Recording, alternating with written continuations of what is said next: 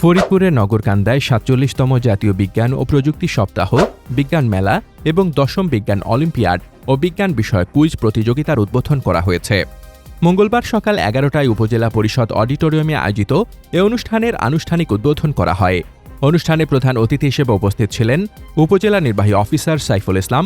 বিশেষ অতিথি হিসেবে উপস্থিত ছিলেন উপজেলা বিএনপি সাধারণ সম্পাদক সাইফুর রহমান মুকুল, উপজেলা স্বাস্থ্য ও পরিবার পরিকল্পনা কর্মকর্তা নুরুল ইসলাম, উপজেলা প্রাণী সম্পদ কর্মকর্তা সাইফুল ইসলাম, উপজেলা কৃষি কর্মকর্তা রেজাউল করিম এবং উপজেলা প্রকল্প বাস্তবায়ন কর্মকর্তা আমিনুল ইসলাম। এছাড়া উপস্থিত ছিলেন নগরকান্দা প্রেস ক্লাবের সভাপতি শওকত আলী শরীফ সহ স্থানীয় গণ্যমান্য ব্যক্তিবর্গ, বিভিন্ন শিক্ষা প্রতিষ্ঠানের শিক্ষক শিক্ষার্থী এবং সুধীজন।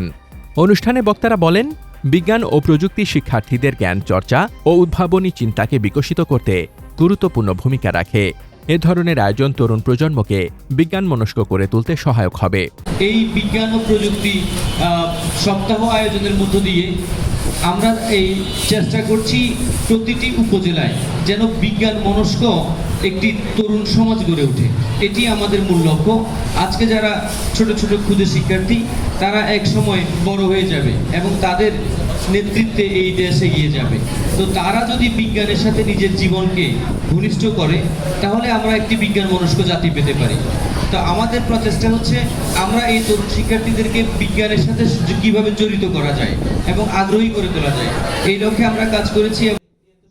উপজেলা প্রশাসন নগরকান্দায়ের আয়োজনে অনুষ্ঠিত এ বিজ্ঞান মেলায় বিভিন্ন শিক্ষা প্রতিষ্ঠানের শিক্ষার্থীরা তাদের উদ্ভাবনী প্রকল্প ও গবেষণাধর্মী কাজ প্রদর্শন করে।